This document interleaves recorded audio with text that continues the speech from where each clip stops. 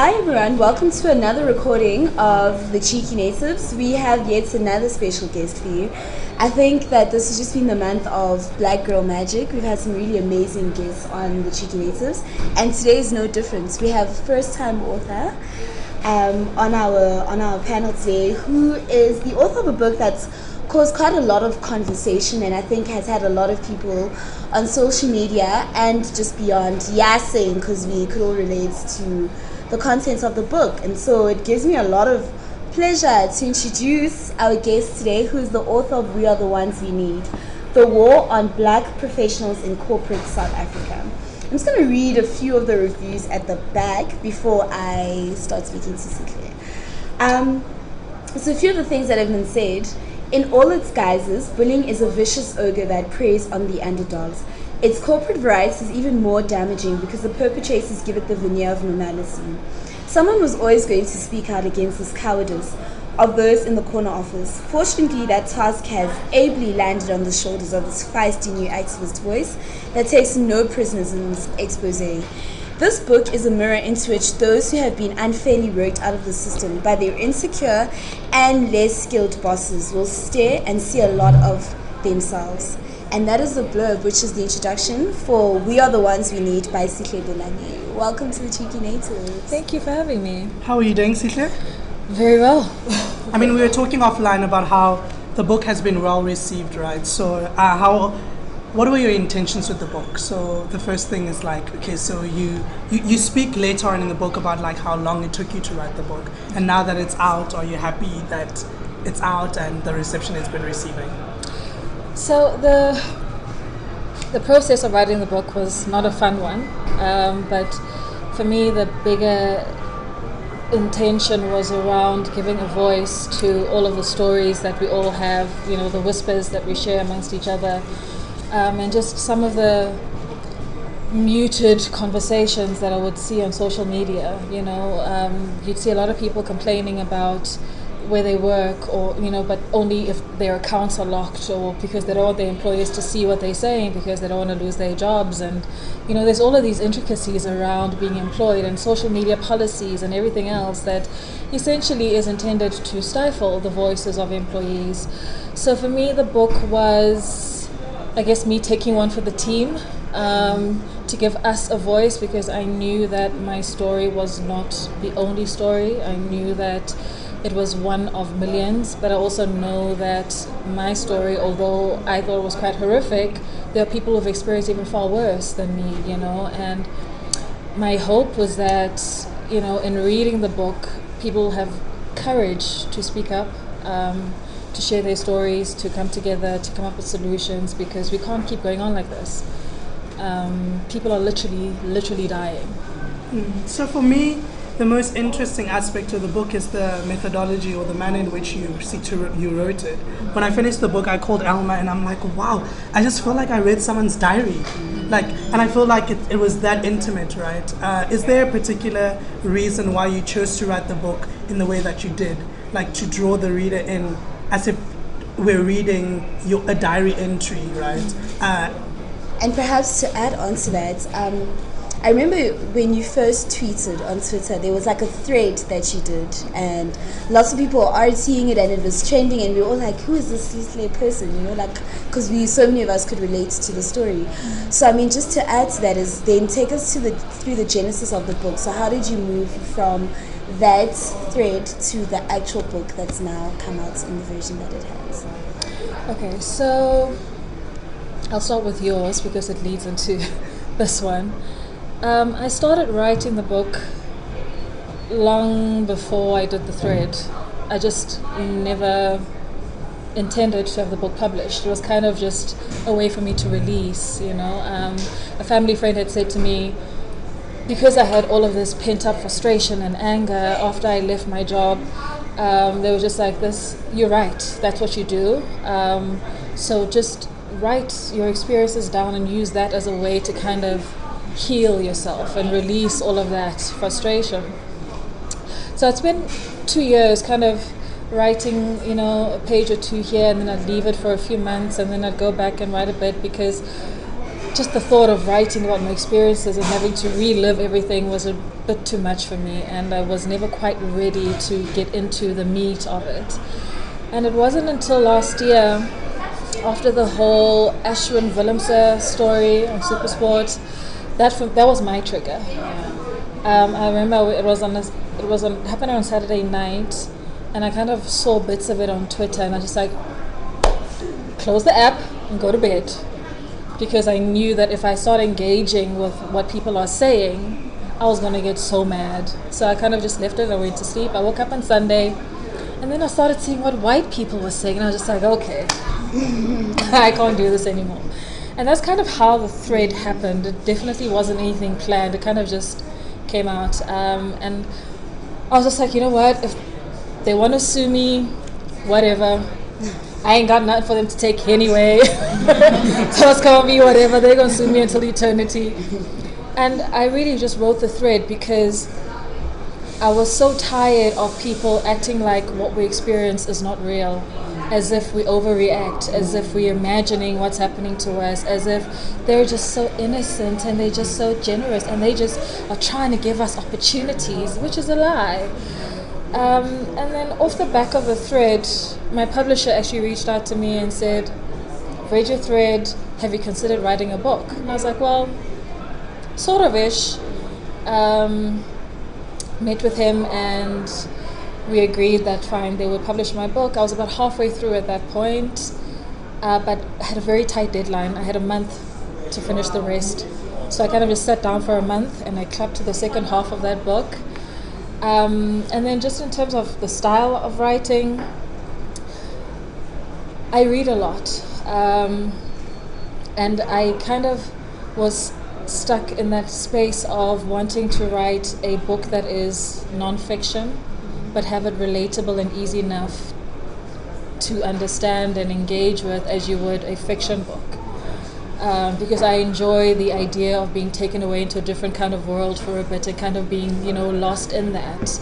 There's a commitment, there's a connection that comes with the ability to do that. And so when I set out to write the book, I wanted it to be firstly as authentic as possible. I wanted to be as transparent as possible. But also, I wanted you to be able to see yourself in my story. I wanted you to be able to see that this happens to anybody and everybody. I wanted you to feel everything that I felt as much as I could describe it, textures and colors and tones and all of these things. That's important for me to be able. It's like, for instance, when you listen to somebody on the radio, when you listen to a radio show and something's happening in studio and you can't see what's happening in studio and they kind of just laugh about it and they go, oh my gosh, you guys won't believe what's happening here. But nobody's describing to you what's happening here. So you essentially are not inviting your listener into the space that you're in. So I wanted to make sure that the product that I produce doesn't isolate anybody and that everybody kind of feels like they're walking the road with me.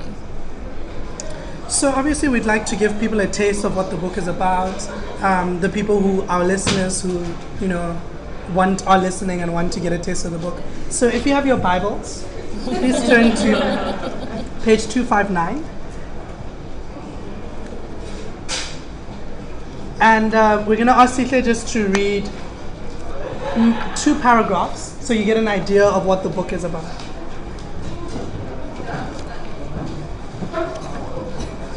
This feels a lot like being in a class and your teacher asks you to read for the class. You're just like, oh Lord, why? Amen. This is going to be the one time I'm illiterate because I must read out loud. No pressure. Okay. But I've had time now to really think about the issue of racism, abuse, and discrimination against black professionals in the workplace as a system, because that's exactly what it is, a system. Designed to maintain the status quo, this system ensures that power imbalance remains unchanged. Employees are stuck in a 40 to 50 year cycle of believing that they have no power because of a paycheck that they receive every month. In most cases, if you're black, this check barely covers all your needs or actively assists you in elevating your living conditions sustainably. As for saving some of your salary every month, how? With what? The bank I worked for is not alone in its unwavering abuse of black professionals. This is a corporate South Africa issue. It is entrenched within the very fibers and materials that hold up the steel and glass high-rises that have become the new slaughterhouses for black talent. So I think why we had asked you to read this particular thing, I think it really sums up nicely the thesis of the book, right? So the idea that like we're not talking about, because for me, I feel sometimes when we're engaging with white people, you know, they like us to intellectualize things, right? So for a great majority of your book, you pull us in on a personal experience. These things happened to me, this is what happened to me. But what will happen is that a lot of the time, people will be like, oh, I wonder if it's just like an angry black woman, because this is the trope that has happened that they've given to us. So I really enjoyed where the call to action is like a coming all, like you're wrapping it up and being like, actually guys, I'm not even talking about my own experience. I'm using my own experience to talk about a larger system, right? This larger system being a system of racism. And also more important than that, it's a larger system that doesn't even take into account that you as a black person has specific needs, right? So you can't be getting paid the same amount as Kobus Johannes, whose parents have already bought him a car, whose parents have already bought him a flat. So the money that he is using is money that he can use. But when you have to pay for yourself, pay for your kid, pay for your aunt, pay for this, pay for that, on the same amount of salary. So I really enjoyed that bit of saying, actually, it's more than just my experience, it's actually an entrenchment of a system, right? But it also speaks to, and perhaps this is the follow-up to that, right? To the idea that we believe that when you have more black people in senior positions, you're going to perhaps be a little bit more supported in these very violent white spaces, right? So you believe, because you know we have a first black obsession in this country. So first black CEO of the bank, first black whatever in 2019 is still a thing, right?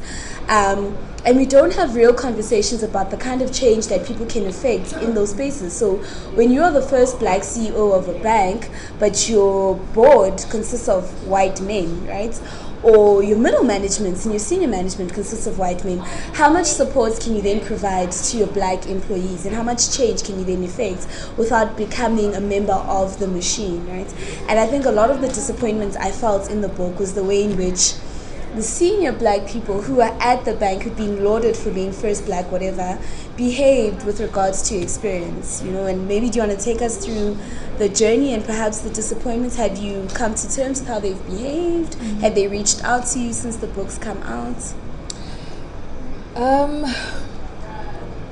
Dealing with the black executives that I interacted with was incredibly disappointing, because you think that instinctively doing the right thing is your first, it's your departure point, but it's not. And that's why I really have an issue with first black whatever.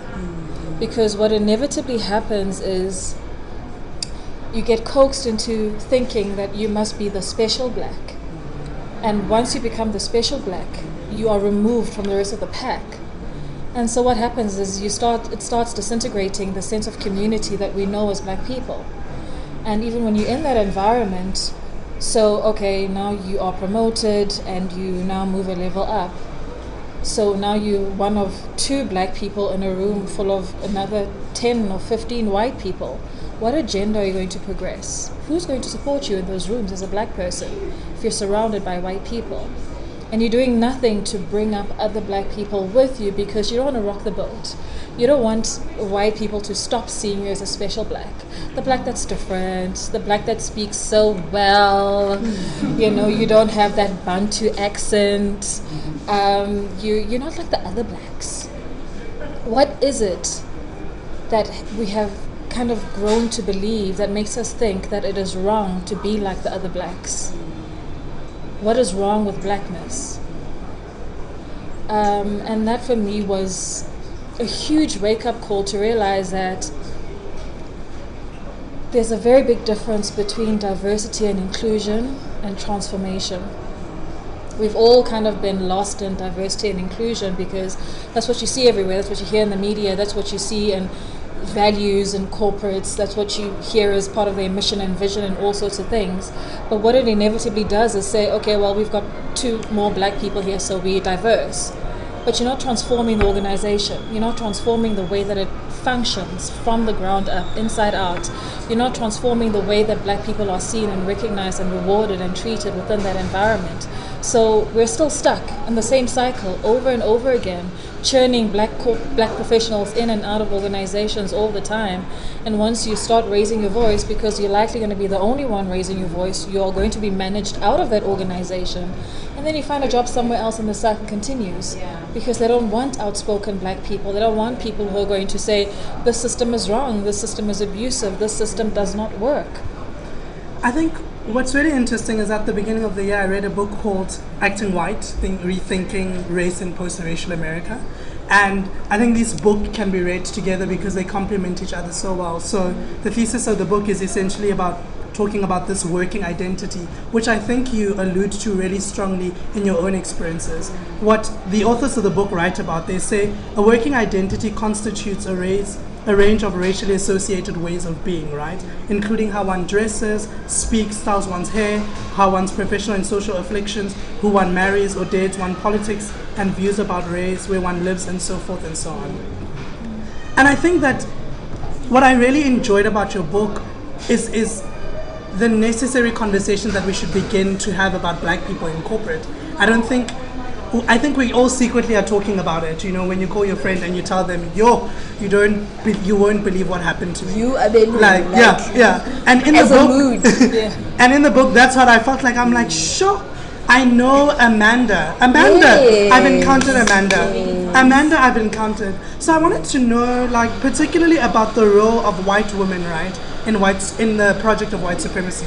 Because like we talk about the men, and we know that white men, like, I've given up on white men, I'm just like, you know, but white women have a sort of sisterhood type of thing, but actually at the same time perpetuate this continuous racism. And we see this in your book. So do you want to talk about, like,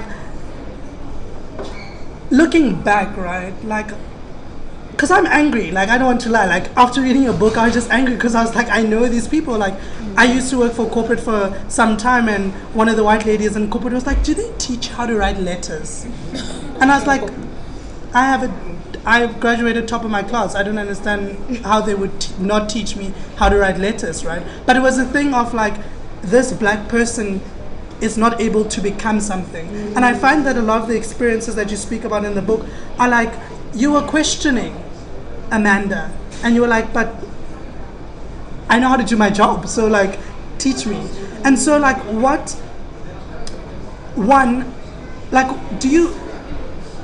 did you want to like slap her? Because like, I would have many times wanted to just give her a clap. But also like, what do you think that the role of white women are in tuning out this white supremacy? There were so many times I just had to remind myself that orange is not my color. Because that woman tried it over and over again. She was just pushing every button. White women, for me, are worse than white men. Because white women are so strategic about their racism. And that's why it's very difficult for me I don't understand the concept of broad feminism. Because my issues as a black woman are certainly not the same as those of a white woman. And white women, their feminism is never about women.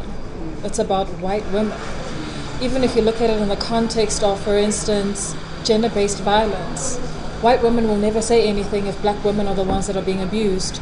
But if a white woman is being abused, they will have a lot to say. They will protest, they will do all sorts of things.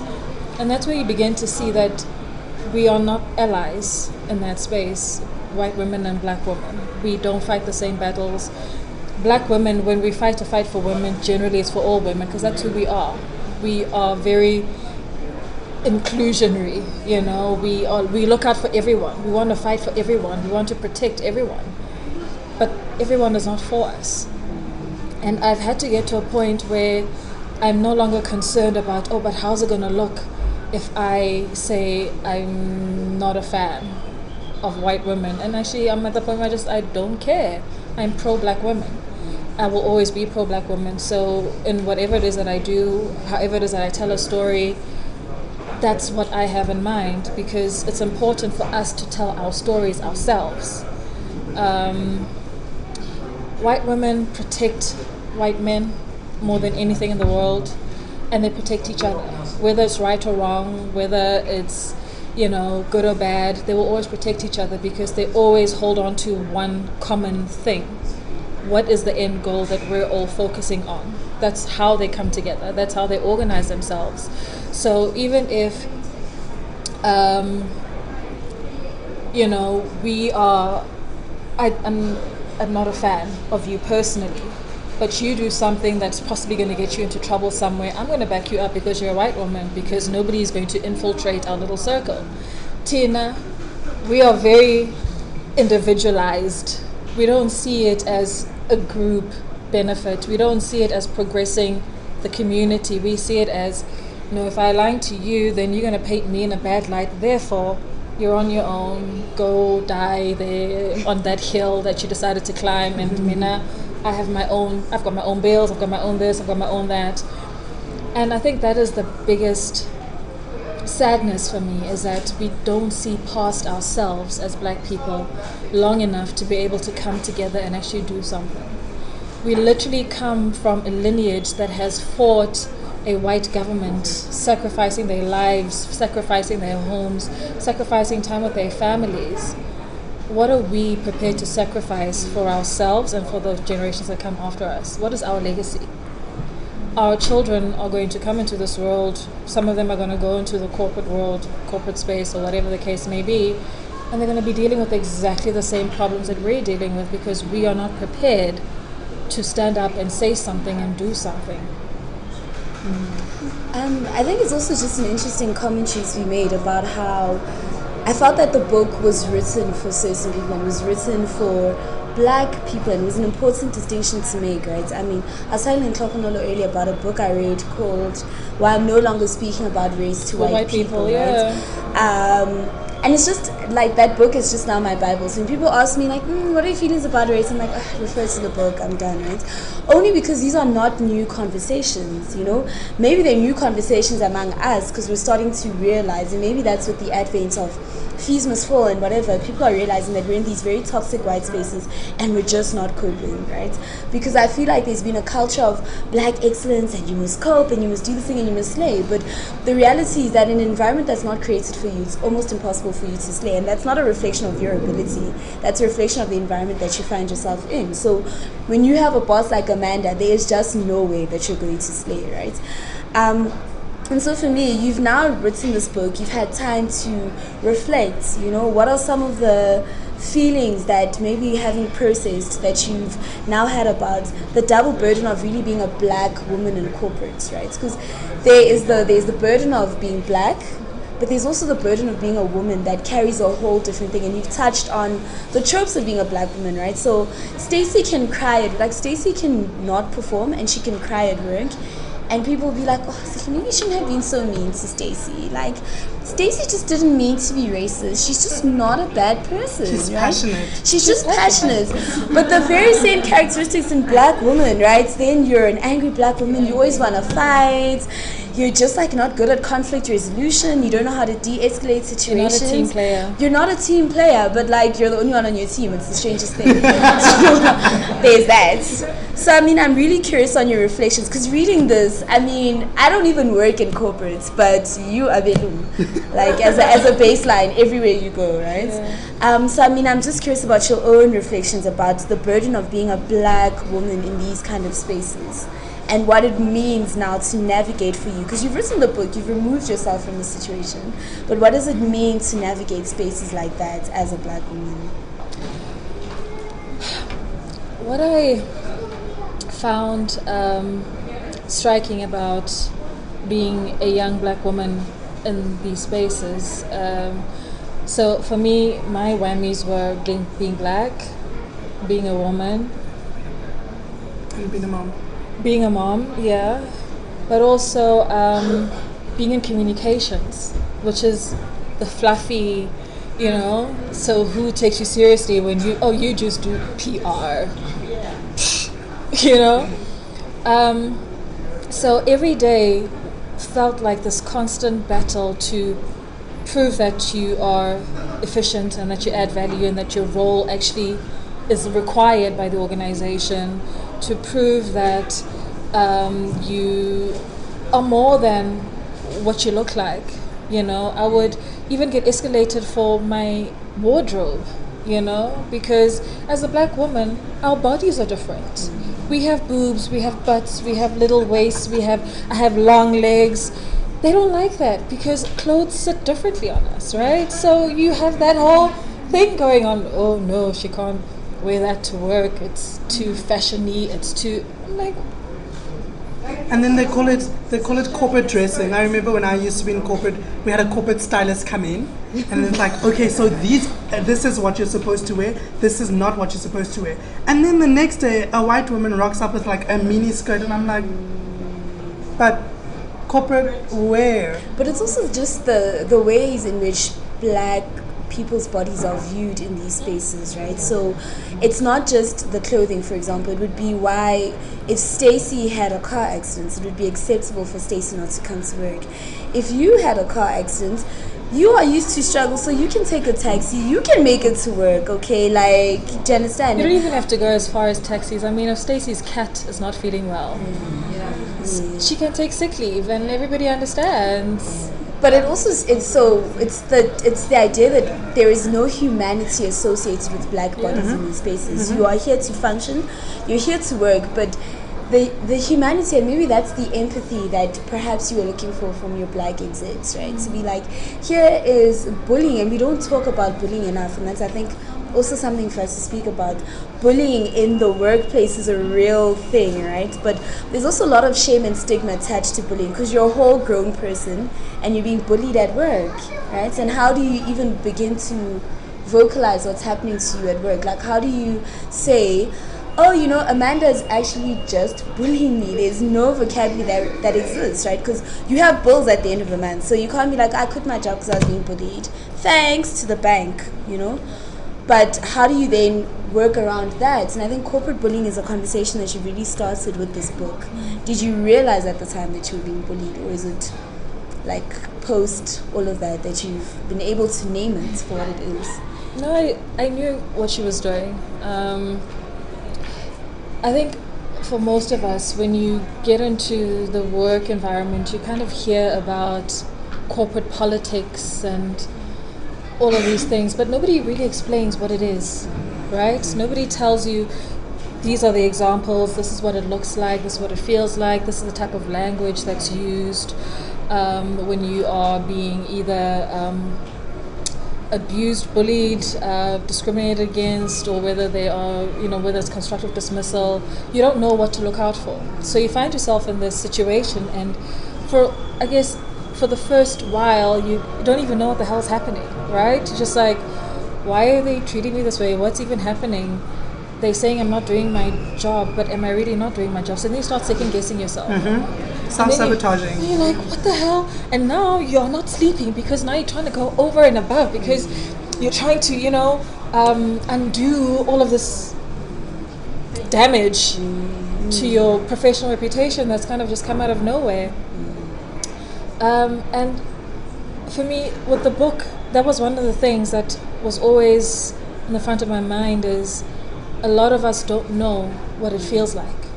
You don't know what to look out for. You don't know what the language is. And that's why I was so particular about detailing the language, the words that they use, how they describe things, how they describe me and the work that I do, how they diminish my value. Because I want people to start being aware of the different nuanced ways in which they chip away at you and get you to a point where you start believing that actually, I don't know what I'm doing. I don't deserve this job. I should be grateful to even still have it. Because that's the other thing, right? Be grateful. And the weird thing is that you are required to have qualifications, right? You're required to go and do all these things. But you get an Amanda. Amanda has been in the business for 10 years, 15 years. she was someone's uncle, they just put her in, she was good at the job, now she's a manager.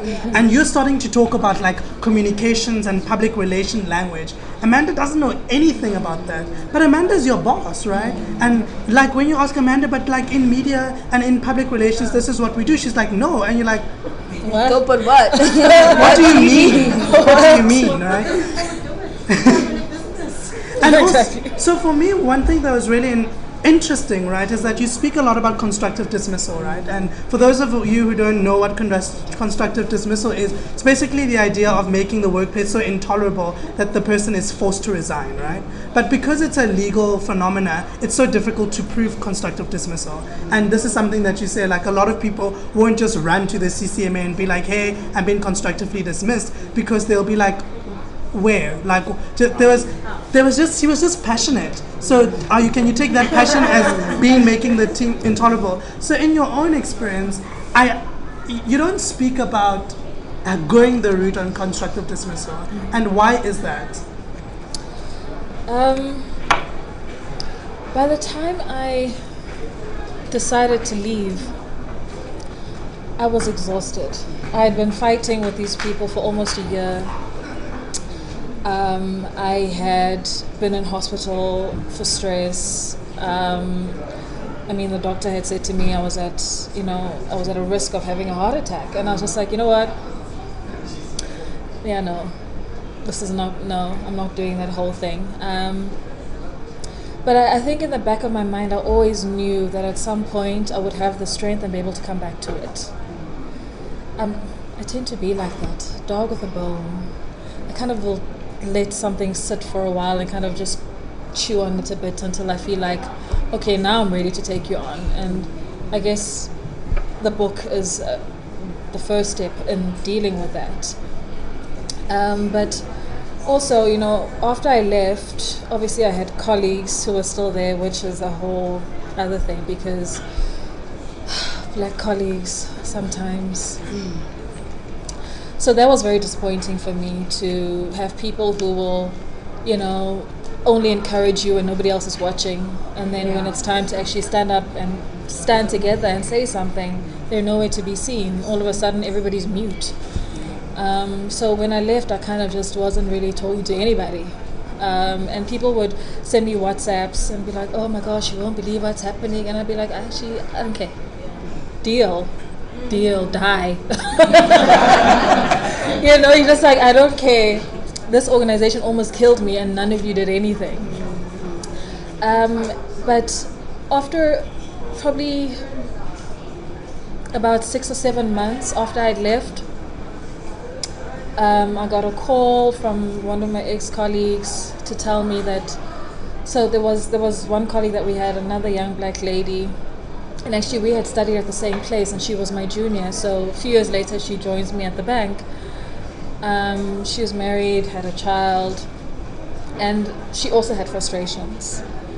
And when I was leaving, we'd all kind of just talk about it, you know how it is, you kind of just whisper and leave it there. And she was always just like, oh, you're so lucky you're leaving. I just want to finish my master's because they're paying for it. Once I finish my master's, I'm getting out of here. So after I left, 8 months or so later, I get a call to tell me that she died from the stress and all of that stuff, and she was pregnant. So that was just another trigger for me to be like, we can't go on like this. We cannot keep sacrificing ourselves for these organizations, because what is the purpose? We're not even dying for something that's meaningful. What are we dying for? What are we risking our health for? Our sanity? We spend less and less time with our loved ones. I mean, I was going through waking up at 5 o'clock in the morning. I'd be at work, in meetings the whole day. You get home at the end of the day. I've got to deal with emails and the actual work that I have to do because I don't have time during the day. By the time I get to bed, it's like 2 o'clock in the morning. And then I've got to be up at 5 and go to work. And I was actually doing this every single day for like 8 months. No time for my child. You're cranky as hell. You're not interested in anything or anyone. Social life gone, because you actually can't function outside of this abyss of just hopelessness, because that's exactly how it feels. But we all go through this individually. when do we actually come together and start going, we can't. It's got to stop. And I think that's the biggest thing, is the first step is being able to say, I actually cannot anymore. I need help. You know, and you know, a lot of people talk about, well, people don't want to support because they don't want to lose their jobs. But there's so many ways in which you can support each other. Mm-hmm. So if I work at Nedbank and you work at ABSA, and you having an issue at your job, as an outsider, I can support you. They're not going to fire me. I don't work there. We need to be finding different ways to support each other in these environments. If I've got a grievance and I need somebody to represent me, I should be able to call on somebody to come, because these things are emotional. They're emotionally draining. You feel like you're losing your mind. Sometimes you can't even articulate yourself because it's just so overwhelming. So why are we not stepping in for each other? You know, establishing a community where we say, okay, if you've got a grievance, whatever the case may be, let us know and one of us will come and show up for you. Why are we not we always look at things in the most basic, linear way when we should be looking for alternative solutions to show up for each other? That's what we need. Mm-hmm. Need to know that if I'm going through it, I know that my brothers and sisters are going to step in some way or another.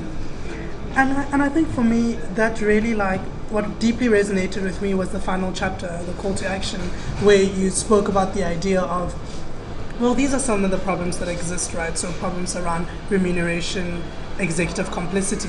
We have issues, but also these are the ways in which we can support each other, right? Yes, it's important for us to create our own ecosystems, but right now we're operating in this capitalistic anti-black system. So how do we support each other? So let's have a bunch of legal professionals, let's say industrial psychologists, who solely focus on understanding the role of blackness within corporate, right? And black womanhood within corporate, black queerness within corporate. And I really appreciated the fact that you're like, well, here are the problems, but here are some of the things that we can consider as the solution. Because most of the time when you read books like this, people are like, yeah, but, you know, people are complaining, but what are the solutions? So I really appreciated the fact that you also are like, but, and it goes back to the title of the book, right?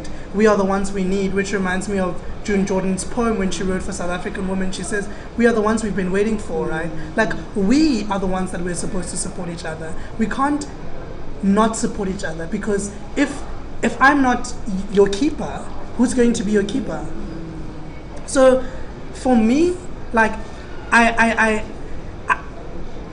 was angry. Like, I was angry because it also took me back to, like, a place of, like, I mean, I've left corporate for, like, what, 3-4 years now, and I'm still dealing with the trauma. I'm just like, every now and then a white person will say something, and then I'm like, ooh, child, don't do it. And also, I think the major problem of black people in corporate is the following, right? I think that the chipping away at our confidence means that in any place you exist out of this corporate space, you're still doubting yourself, right? Like, even if you're working for a black boss and they're giving you this, they're like, no, you can run with this. You're like, okay, I can run with this? Who, like, me? Are you sure? So just, where do I start? But it's also just a particular indictment on us, right? That these are conversations that I feel that people were having 10 years ago. Maybe not as openly, but these were conversations that existed, right? And in 2019, we're still having this conversation. So if by the looks of things in 2030, you know, young people who are entering corporates are going to have the same experience that we're talking about, and will it then be, oh, I got through this and you can too, right? Unless something fundamentally changes in the way that we interact with the space as black bodies, right? I mean, there's always the argument that, you know, and I think that this book was a particular example of that having more black faces means nothing if your politics is found wanting, right? So if your politics is questionable, and if you are not black and feminist and very deliberate in the ways that you go about and how you conduct yourself in that space, then you might as well have just been another white man in that position, right? And I often wonder, if Sihle had been a white woman writing this book in the same position and there had been white male execs, what would the reception have been? Would people have divorced themselves from the situation in the same way that black male execs did, right? And that's also very telling about how black men in corporate behave, right? And that's a whole conversation to be had about how people's patriarchy also then manifests in the workspace, right? And the tropes about black women and how you must assimilate and you must just be good and nice and you must actually be like a man. Right? Yes, you must either be like a man or just be like the helper. There's like no in between. You're either making people coffee or you're behaving like the man, right? In order for you to assimilate and do well in these spaces. And I mean, for me, this book was such a massive indictment on so many of the people that we admire from a distance. Because you see first black and you're inspired. You're like, oh my God, I also want to be the CEO. But when it comes down to the black CEO being able to assist you in your time of need, they're often found wanting. And then what is the point of having these people in these positions if we're going to still have we are the ones we need in 2019? And I really like that, like the Klokonon was saying, that there was a call to action, right? Because I feel like these conversations take place on very cerebral levels all the time. But you know, on Monday, you're going to report to Amanda, and Amanda with her matric is still going to be asking you with your masters questions about what you do. And there's like, if we did a skills audit in corporate SA, I think a lot of us would be hesitant. Maybe we a lot of people would be humbled about how many John Steenhuisens exist. Yeah, you know? That's true. And it's that. It speaks to the confidence that you're speaking to, that you can be a white woman with a matric and feel that you can dictate to a black person who's sitting there with their masters because you assume that competence exists because you're white. Yeah. And the systems that exist support your feelings of competence. So even when you are incompetent, there will be a black woman that steps in and does the job for you, like you described in the book. People who head up social media accounts and don't know what's happening, but there are black people who are filling in the gaps. And what about those black people who fill in the gaps? That's the real question for me. And so, I mean, we could talk for hours about this because I think like there's some really important conversations that we need to have, like about Amanda particularly. I just want her address so we can talk. Has Amanda contacted you since the book came out? I mean, she knows, right? It's like, She knows, no. Has she not said anything? Has no one from the bank said anything? No. Not even just as a PR exercise? No.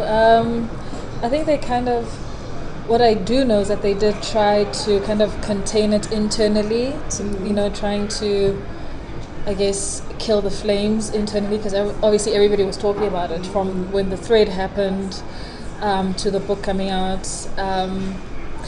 I heard that they are the ones that actually sold out the Rosebank exclusive books the day that the book came out. Yeah. All right. But nobody's going to necessarily say anything for now. And I say that because for me this journey is just beginning and it has multiple phases, right? So the first phase for me with this book was bringing the topic to the fore and actually just detailing the experience. But that's only part of the battle, because the next step is naming and shaming, right?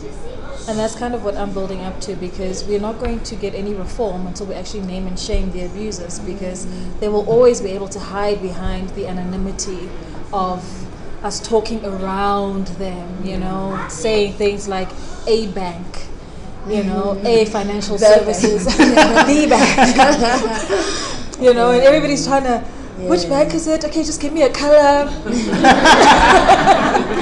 Hold on, it's coming. The color is coming, and I think what you say is really important. Like, I did a thread this morning about we wrongly use the term corrective rape.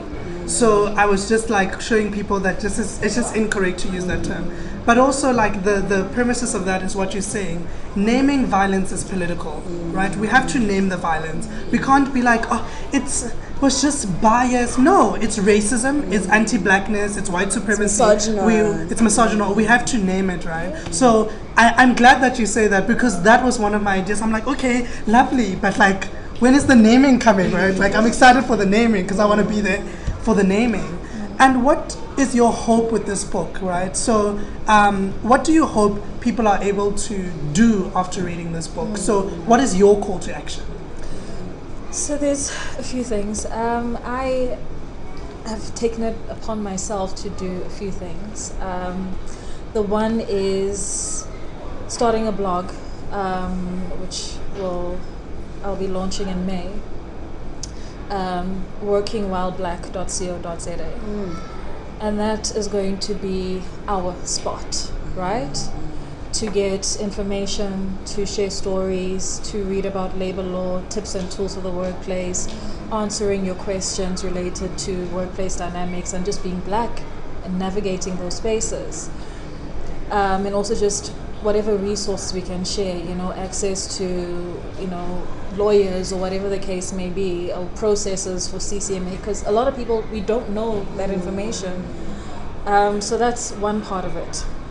The other thing we're going to be doing is there is an account on Twitter that we've just started. It's at work.Black. And we'll be using that as a platform for us to actually have the conversations and engage on social media. So there'll be topics every week, once a week, and it's important for us to actually be part of that conversation, to share our experiences, to give each other ideas, to ask for help, to connect each other. If somebody says, I'm really struggling with my employer and they're trying to fire me and I don't know what to do, we should be able to say, actually, here's at so-and-so, they're a labor lawyer, they'll be able to advise you, and if you need this, here's at so. We need to be able to connect each other at that level in order for us to really emancipate ourselves in a meaningful way. One of the other things that I'm trying to do is find a law firm that's black owned that would agree to be the custodian of providing legal support and advice for black professionals, with the funding being crowdsourced from us. So every month our money, you give 50 Rand, 100 Rand, whatever the case may be, into this fund, and this fund is solely for the purpose of helping black professionals who need legal support in order for them to deal with whatever their employers are subjecting them to, because we are the only ones who can help each other. You have AfriForum that's raking in 11 million Rand a month, just because they are committed to their mandate. The civil rights group. Right? There's no reason why we are not doing that for ourselves and for each other. And so, just a related question: what do you think, the role of the Black Management Forum is, gosh. and because I feel like some people could argue that we do have these institutions in place. Maybe what the problem is that we're not connecting necessarily with these institutions. I think to add to that also for me were real questions of accountability, right? I think it's really telling that a major bank in this country can be named as having been active participants in the violation of a black woman in a corporate space and still be allowed to function as business as normal. So Amanda gets named, right? She gets named in the book, but the culture of racism in this country is so that it's not even a blight on your CV to have been accused of racism, right? That you can be accused of perpetuating what really is just a hate crime and have business continue as normal, that your bank can have been called as a part of this and just have business continue as normal. And so for me, really, it's questions of accountability, because I think we're really good at uproar. We're really good at getting angry on social media and tweeting people. But the next phase of accountability is really where we're found wanting. So a restaurant can be accused of being racist. And for the first 3 weeks, we're all not going, we're all not taking selfies, we're all anti-spur, sperm must fall. And week 4, you're yo, but those wings are cheap. I don't know if I can break up with Spur, and for me it's real questions about accountability and what accountability in this context would have looked like for you. And I guess that ties in with questions about institutions that currently exist. So I think we often underestimate the value of character in all of these situations. And my character does not allow me to go to a place that has treated a black person in a discriminatory manner, or has been racist, or whatever the case may be. I will not set foot in Spur. I don't care how good or anything is. I just cannot do it, because if that had happened to me, the least that I would want is a sign of solidarity from people who can relate to what I'm experiencing. And if we're unable to do that, then there's something fundamentally wrong with us as a people. And then if you want to take it to organizations like BMF, my biggest problem, and this is something that I raised when I was having a conversation with their MD, is I find it very difficult to trust that It is an organization that has the interests of black professionals at heart when they're funded by corporates. Your very existence is reliant on corporates giving you money to cover all of your costs and your salaries and whatever the case may be. When push comes to shove, You can't let the hands that feed you. who are you going to stand by? It's definitely not going to be a black professional who's not giving you a cent. And for me, until they figure out a different way to manage that system, it's never going to work. But also, one BMF in a South Africa that has 50 million people is not enough. We need more organizations like that who are more independent, and this is why, again, it comes back to what are we willing to fund in our individual capacities to ensure that we have platforms and organizations that are able to support and drive and, do things, initiate, different things that will ensure that our needs are met across the board. It's not just going to happen magically, and it's certainly not going to happen overnight, but it's got to start at some point. We've got to be willing to sacrifice. If you're not willing to sacrifice your job, at least be willing to sacrifice 200 Rand a month, something that is going to a cause that's going to benefit us in the long term and benefit our children and their children.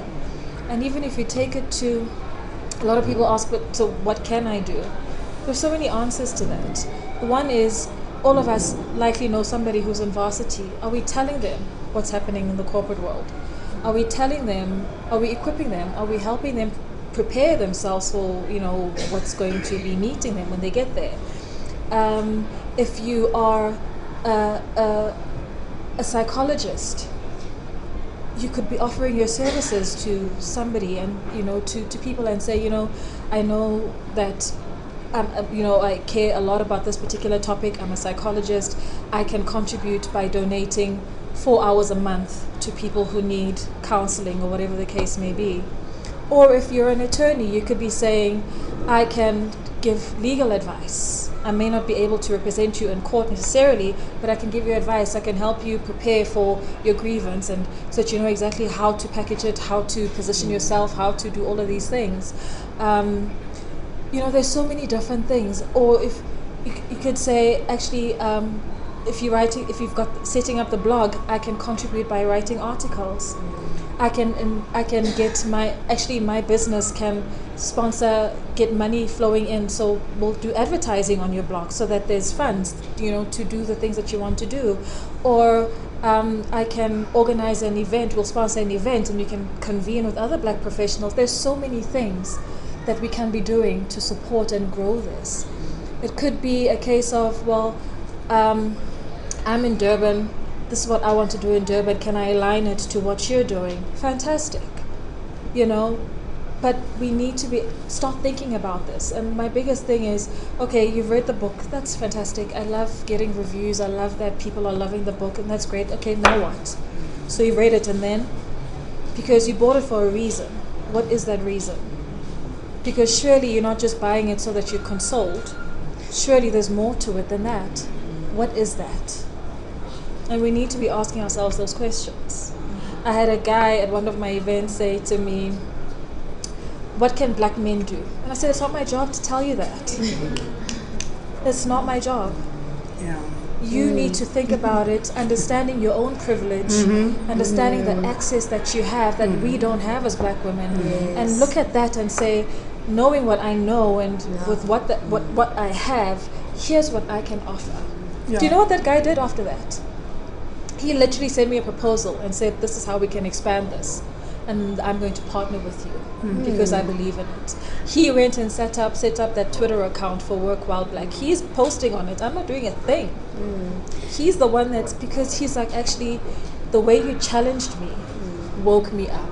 I realized that women can't be spoon feeding everybody all the time. The truth. Can't. I actually think you touched on something so important. Cornel West says that justice is what love looks like made public, and that's such a powerful thing to think of in the ways in which we navigate these spaces, right? That justice is what love looks like made public. And I think if more of us approached our interactions in corporate with that attitude, less of us would be silent when you see that intern, that black intern being mistreated, or your black colleague being bullied, right? And I think that there are movements that take place that require a little bit of courage from all of us, but a little bit of courage from everybody in that space can generate traction and can create real movements. And we've seen the rise of massive movements just over the past year, hashtag Me Too, for example. There's just a little bit of collective courage that's required.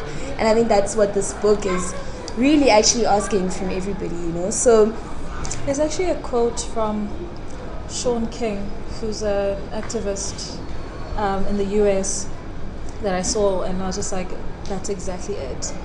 And he said, we will have to fight for every single piece of justice that we will ever get. And until we actually internalize that and understand that nothing's going to be handed to us, nobody's going to come and go, so listen, sorry, hey, about all that other stuff, right? So are we okay now? Are we friends now? That's never going to happen. We have to fight for everything that means something to us. And this is one of the things. I mean, how many South Africans are employed in the corporate world, in various industries that are mistreated? There's millions. And I think for me what's really powerful is I've been thinking a lot about Shata Shakur. Like, she's just been on my mind. I'm just like, what is she eating? Why is she in Cuba for so long? But she said something. Yeah, no, but I'm just like, to be displaced outside, she's still one of the top 10 most wanted people in the FBI list, right? But she says it is our duty to fight for one another. And I think this is that, right? That it is really our duty to fight for one another. But in fighting for one another, we must love one another, right? Bahuk says in Black People and Love, which is really a book that has changed my life this year, she says that love for Black people is a crucial part of true healing, right? And I think that this also, Sihle, is a call to that, is that if we begin to love each other as Black bodies, as Black people, as Black women, as Black queer people in corporate, we begin to start taking responsibilities and becoming our keeper. Because we don't love each other, we are like, no, look, your own demise. You don't call someone out and be like, actually, let's work it out. What do you need help with? How can I support you? So thank you for calling us to action, because I think for me, this has really been that. We've been writing about this, talking about this for, over 10, 15 years, but now it's really, what are we doing about it, right? What are we doing about it? Are you mentoring someone who works in the same profession as you? Are you able to act as a source of reference for people who want to apply for scholarship, who want to do these things? All these things that you have achieved, someone else may want to. Are you able to avail yourself, to open up yourself, to be like, listen, I'm a resource, you can use me, right? So on the Cheeky Natives, we're in this serious business of reparations. So we don't rate books like you get 5 books, 5 stars. No, we don't do that. We have a land committee, which we give people land, because when the land comes back, just come to us. I've got your title deed. We'll be like, here's a title deed. You can have this. So obviously we look at the topic, the writing. We have very great deliberations. And we want to give you land so that you can continue doing this important work that you've been doing. Alma, do you want to give us the honors? After great deliberations at the land conference that Itlhokonolo now hosted recently, and just in light of, the amazing work that you've done with this book and the traction that this book is gathering, and I think the real important questions that this book is asking of people, right? And just about, Toni Morrison has a quote about how she would not be free in this world if there are other women who don't have freedom, right? And it's the idea that there's a collective freedom that exists, and even in spaces of minor privilege that you might inhabit, you are not free in those spaces if other women or other people, other Black bodies are not free in those spaces. And I think that's a quote that translates so much to your experience in the book, your experience in white corporate SA as a Black professional. So Itlhokonolo and I thought really hard. A lot of the work we do with giving land back is also about reparations, and just, righting the wrongs of the past. And we just decided that in order for you to continue the work that you've described that you're doing, there are buildings on Bank Street where your former employer was housed, and we just think Bank Street is a good place to give Sihle land. I think Sihle can do some amazing work. on bank And streets. you know, like because And the it's got a buildings view, exist, you know, exactly. you already have infrastructure. So we want to give you just like walk in there and be like, hi, you thought I'm gone? I'm here to take my land. I'm back and better. And so we've just decided that we're going to give you land on bank streets, and you are free to do with the land what you would like. You are free to kick anybody out. That's what I would do. But we also think that you are doing important work, and this is also just an encouragement from the Cheeky Natives. I think a lot of why the Cheeky Natives was started was for the telling of black stories, and I don't think that you would have been able, anyone else would have been able to tell the story in the way that you had, you know. So if you were a white woman, for example, interviewing you, Sihle, the work would not have come out the same, and that speaks to the act of us telling our stories, that speaks to the act of us archiving our stories, and no matter how difficult our stories may be, you know, people wanted you to speak better about them, they should have behaved better. And it speaks to the kind of courage that's required to write a book like this in 2019. So from the Cheeky Natives, we just want to applaud you for the amazing work that you've done. And we know that we are the ones we need will spark important conversations and will be the start of really important movements. And I hope that in 20 years this book is read as an archive of what happened, and as not as something that a young black professional can relate to in 20 years. So really, thank you, Sihle, for gracing us with your presence. Thank you for sharing your heart, more importantly. Thank you for sharing your heart. So for our listeners, please do not DM the author for a PDF copy of the book. Like, please go out and buy the book. As you've heard, you can catch Sihle on social media. You can also follow the Cheeky Natives, and then just go buy the book so that we can have more and more conversations. I think by the time that this book has reached like a cloud of black people, yeah, we're gonna start like walking out of corporate. Because you know, the reality is, right, as much as we think we need corporate needs us. Who's going to do the jobs when we leave? You know? So thank you really, Sihle, for this wonderful book that you've written. Thank you for this necessary conversations that we're beginning to have about corporate. We wish you the very best. If you have another book coming up, just call us up as the Cheeky Natives and we'll be happy to host you again. Thank you so much. Thank you.